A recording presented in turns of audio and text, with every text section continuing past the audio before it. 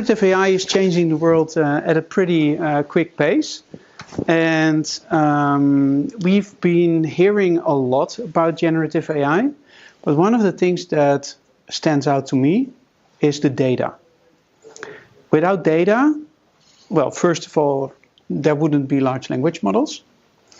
And without data, how are you going to do anything with a large language model, right? So I think we're back at square one, despite the fact that there's a lot going on with AI.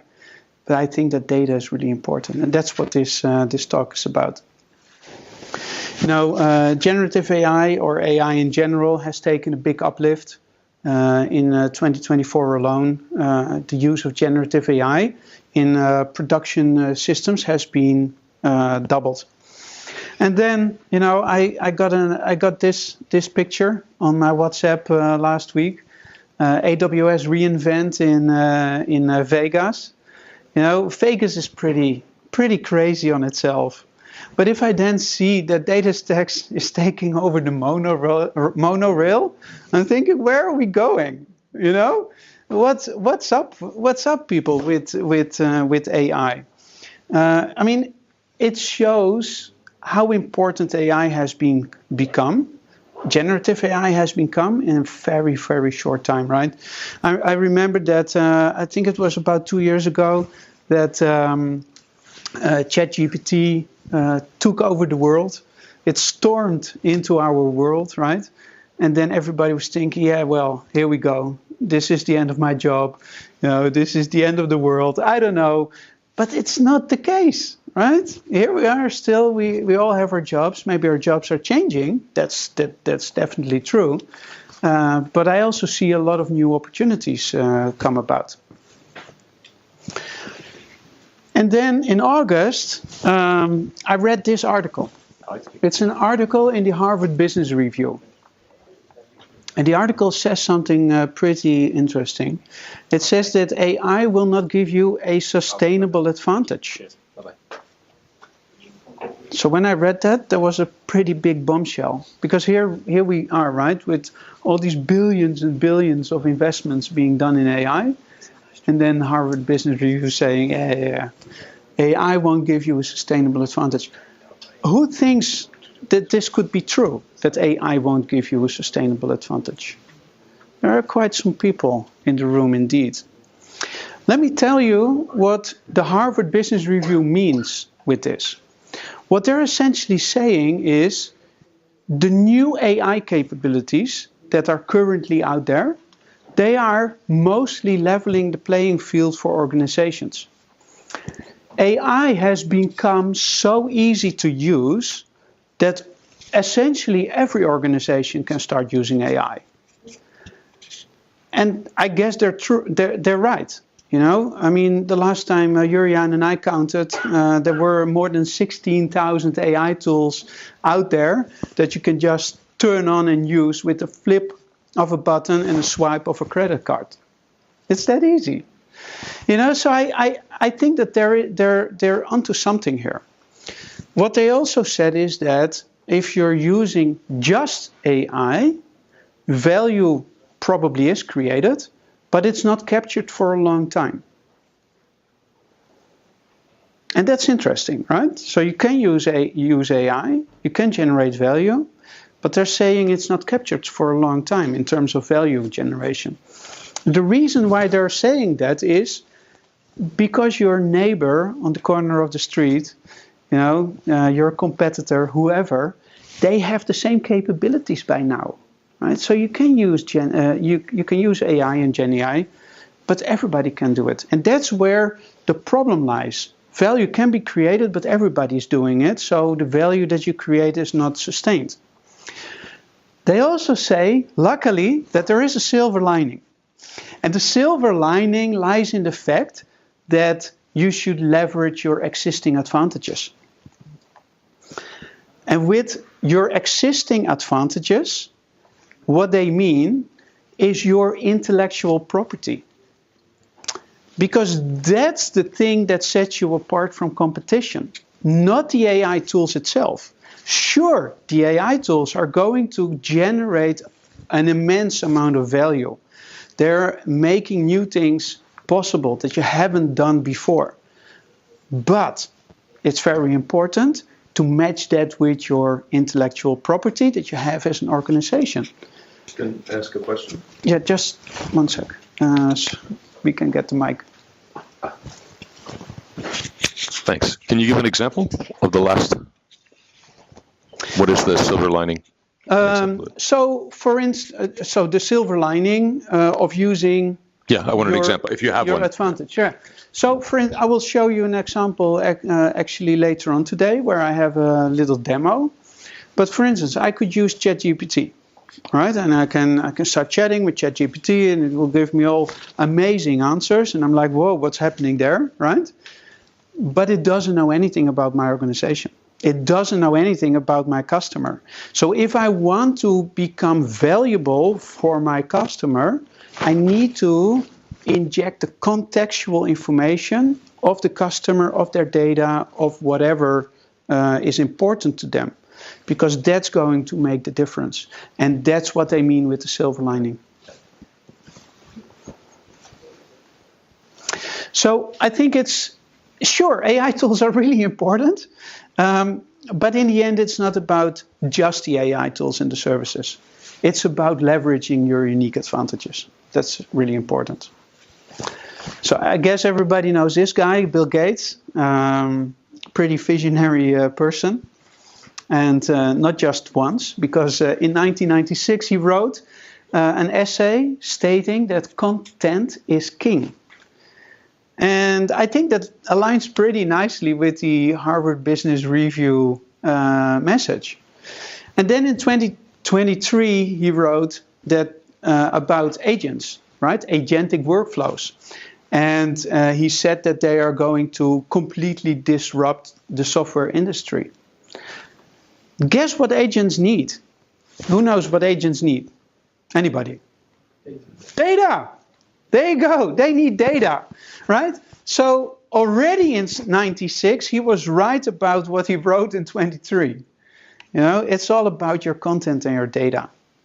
They're your crown jewels. And I think that's why it's important to keep your data close to you so that you're in control of applying it to whatever tool you would like to use, right? Maybe it's traditional AI.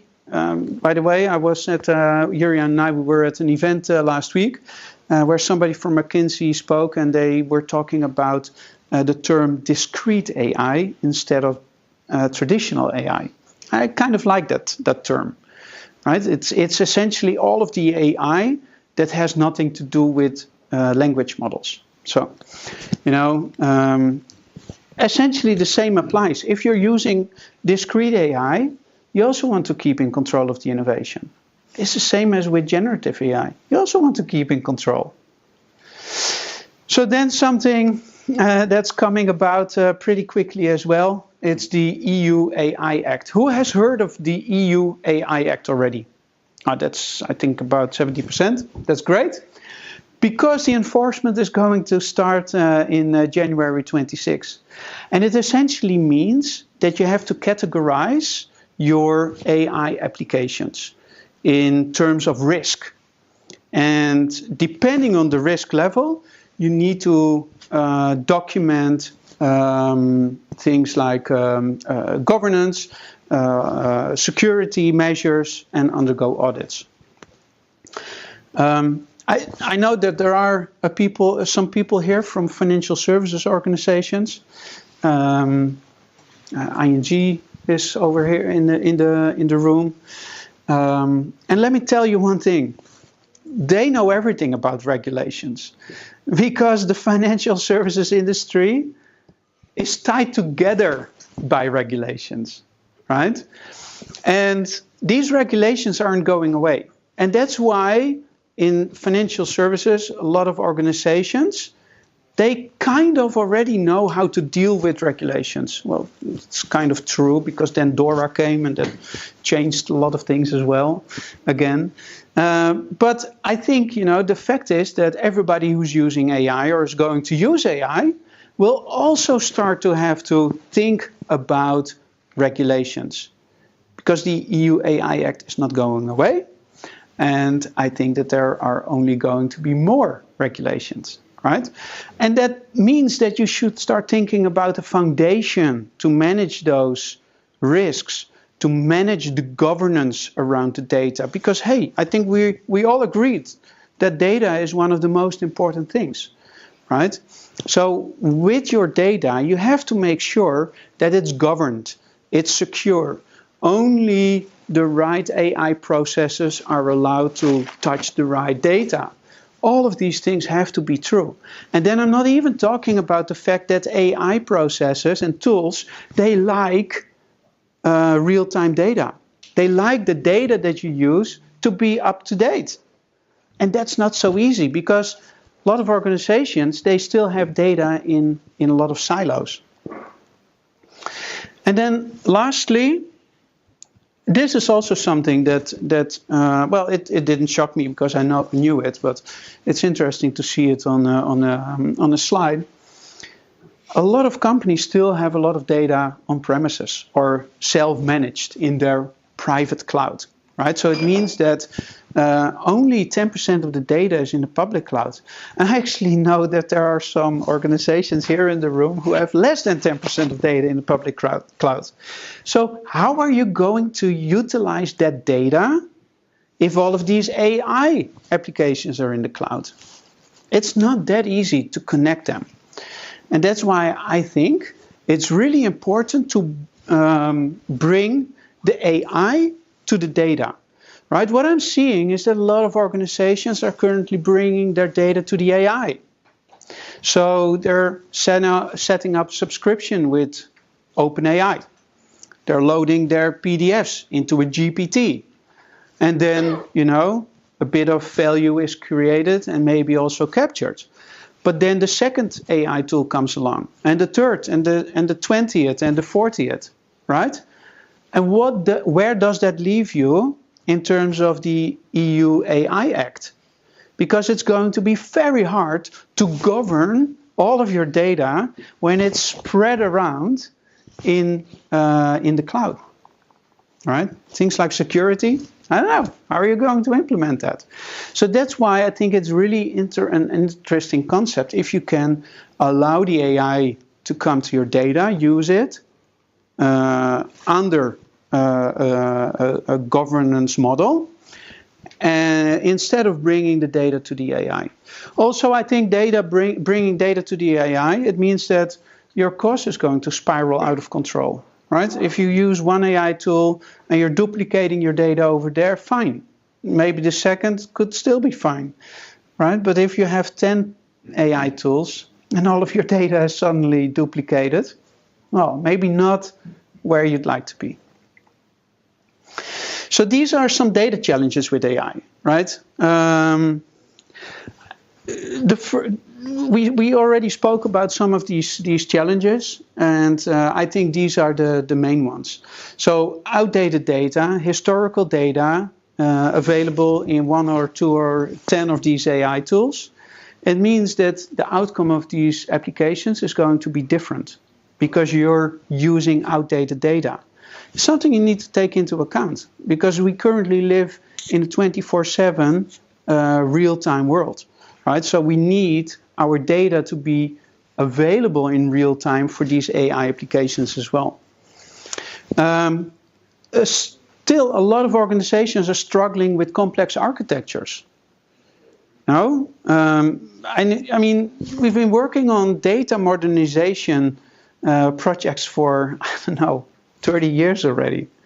You know? But still, it's hard.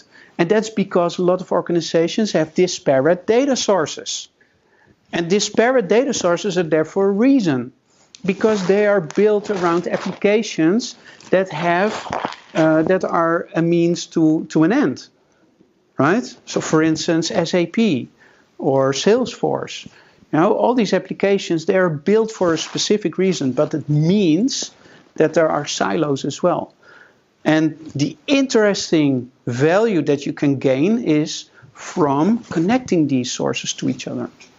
But that's very time consuming. Let me search, look for a quote that was made by McKinsey. They said in the same generative AI event, they said building infrastructure takes a lot of time. Well, I think we all agree with that, right? That's a kind of a no-brainer.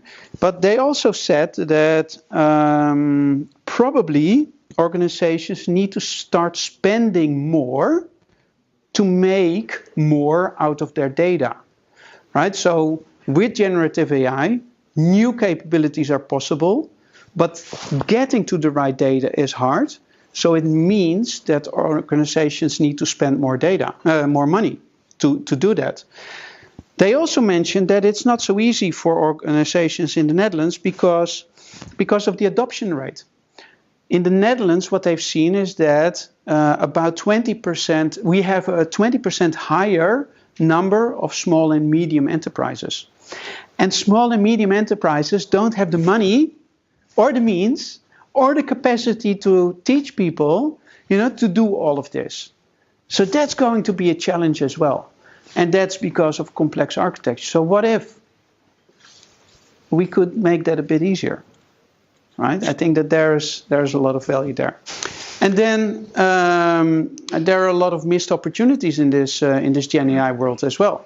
Again, people are not creating sustained value. So generative or AI in general is evolving faster and faster, but it also needs more and more of your data architecture and your data foundation. I think that's pretty clear. And that's when this picture came to mind. And lucky for me, I absolutely cannot draw. I mean, don't ask me. Lucky for me, DALL-E understood what I meant. So this is a generated picture by OpenAI. And for me, thinking about all these things that we've been discussing so far, for me it means that AI and the complexity of AI, that's only the tip of the iceberg. The real complexity lies below the surface. And I think it's always been like that. Nothing has changed, right? So, does anybody disagree, by the way? That's interesting as well to know. Yeah, a bit. Yeah, a bit? Okay. You and I, we speak later.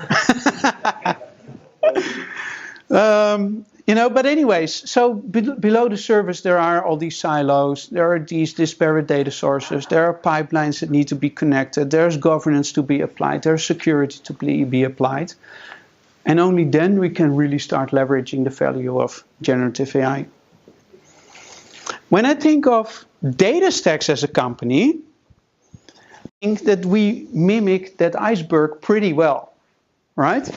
Because we've been focusing a lot on the capabilities for generative AI and AI in general. Geert and Matt, they've been talking a bit about that already, right? Vector search capability right in the database. That's pretty amazing, especially with those kind of latencies, right? That's really interesting. Another area is Langflow. It's a visual IDE, an integrated development environment, to create AI applications. So that means that, we were just speaking about the fact that these SMEs have little potential to train their people, to invest a lot of money in AI. This can be a really helpful tool. But it's all built on an amazing foundation. A foundation of databases that everybody over here uses every day, right? Because if I think about Apache Cassandra, I can guarantee that all of you use it every day.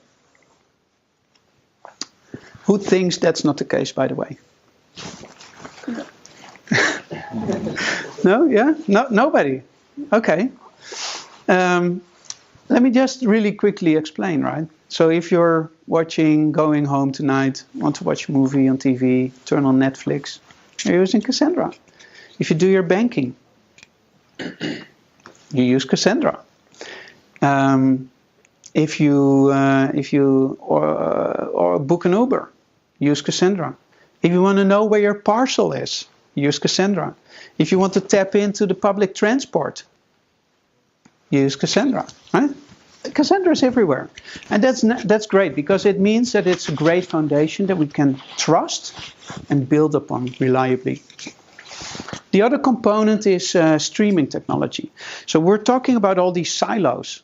And these silos, they have to be connected to each other in a governable way. There are some organizations here in the room that are actually using the streaming component as well, which is based on Apache Pulsar. And Apache Pulsar allows us to make sure that all of those goods that we order from abroad, they actually find their way through the harbor of Rotterdam. It's something that's pretty amazing. And I once heard that if that platform doesn't work for a day, we're left with a traffic jam of about 1,000 kilometers of containers trying to enter the Netherlands. Imagine 1,000 kilometers of containers, right? So it's a pretty important and reliable application as well. So typically Cassandra, chosen for its reliability. I would say limitless scalability. Geert and Matt mentioned something about the amount of data that they're storing. Real-time operations, right? If I want to watch a movie, I don't want to wait for a second or 2 seconds until I can see what kind of movies there are, right? I want real-time responses. And the really cool thing, I think, is that it now offers best-in-class vector search as well. And not just vector search, the best vector search in the world. And it's not just us saying that, by the way, it's Forrester saying that. So Forrester has named DataStax the leader of vector search capabilities. And later today, we'll also see in a demo why vector search is so important. And then breaking down these silos, right? So we can use Pulsar to do that. Pulsar as a best-in-class streaming platform. It also has a lot of advanced features. It's not only real-time, but it also enables you to reduce complexity in your architecture because it's compatible with solutions like Kafka, RabbitMQ, JMS, and some others as well. And that's where it can also be a cost-saving solution. And then, well, I spoke a bit about this Visual IDE already. This is these are some components of Langflow. So Langflow makes it possible to create AI applications, generative AI applications, chatbots, but a lot more as well, just by dragging and dropping these components on the screen. And that makes it possible for everybody, essentially, to start building AI applications. And it's not that Langflow only integrates with the DataStax AI platform, which, by the way, is largely built on NVIDIA applications and tools. But it integrates with everything AI, right? So if you want to pick one of those 16,000 AI tools out there, you can do so. There are no boundaries to Langflow. Yeah, so we spoke about the vector database, Cassandra. You know, the beautiful thing here is that we're named the only hybrid leader for vector databases. So it means that, you know, Cassandra has been proven all across the world because we use it every day. Trust me, if Cassandra doesn't work, you would know, right? So we trust that it works. It's a very reliable solution, and it integrates with vector search now as well. So that's really nice. I don't care so much about the logos here. But for me, the most important message of this slide is that this technology is available in every vertical, in every business. right? It's essentially vertical agnostic. So everybody can start making use of it, and with that power their AI journey. And with the ease of use of these tools being available in the cloud as well, as a managed service, it makes it really easy to start using them. And I will show that later on today, how easy that actually is. So one last thing, we spoke a lot about the importance of data, the importance of having real-time data available for generative AI. And that's why I'm so proud to announce that Wikipedia has chosen AstraDB, our managed service for Cassandra, as their vector search solution to enable AI developers to start using all of that Wikipedia data. And it's pretty quick. In the last 3 days alone, we've already ingested more than 10 million articles and also created the embeddings for those articles. So the articles and the embeddings have been stored within just 3 days. And that's very, very important, right? Because I mentioned the real-time aspect. You can't wait for a few seconds until your pipeline to store data into a vector database is finally done, right? And that's why it's so important that the AstraDB managed service does not just provide the best vector search in the world, but is also integrated with a native local NVIDIA AI platform that speeds up the whole embedding process as well. So with that, I hope in time, Juriaan. Again, not? No? Shit. With that, my question to all of you is, what data will you modernize today? Right? There are 3 amazing tools available. Super easy to use. The most reliable database in the world as a managed service. It literally takes 1 click to set it up. The most reliable streaming solution in the world. Even the Port of Rotterdam runs on it. Also available with just 1 click of a button. And then being able to integrate and tie all of that data together in a visual way using LangFlow without needing to have programming knowledge. It helps, absolutely, but it's not necessary. So with that, yeah, what data will you modernize? Thank you very much.